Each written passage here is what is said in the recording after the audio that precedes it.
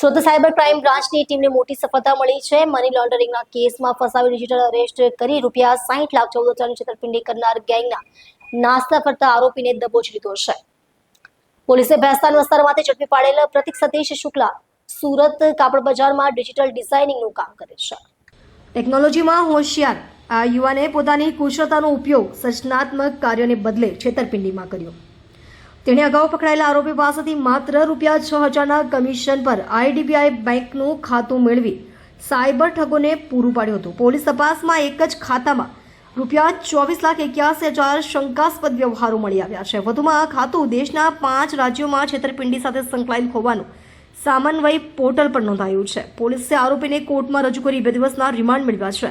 હવે તપાસ એ વાત પર કેન્દ્રિત છે કે કાપડ બજારમાં કામ કરતા કેટલા યુવાનો કમિશન માટે આવી ગેરકાયદેસર પ્રવૃત્તિઓમાં સામેલ છે।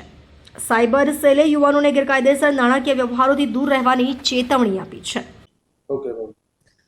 2025નો એક ડિજિટલ અરેસ્ટના ગુનામાં અમે લોકોએ બીજા આરોપી પ્રતિક શુક્લાની ધરપકડ કરી છે।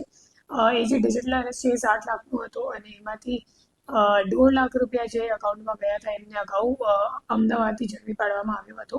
એમનું નામ હતું અંકુર કુશવાહા અને અત્યારે જે આરોપી છે એને અંકુર કુશવાહાથી અકાઉન્ટ લીધેલી હતી કમિશન માટે। અને એ જે પ્રતિક શુક્લા છે અત્યારનો જે આરોપી છે એ હરિયાણામાં જે મુખ્ય ગેંગ ઇન્ડિયાથી કામ કરે છે એમને અકાઉન્ટની ડિટેલ્સ આપવાનું કામ કરતો હતો।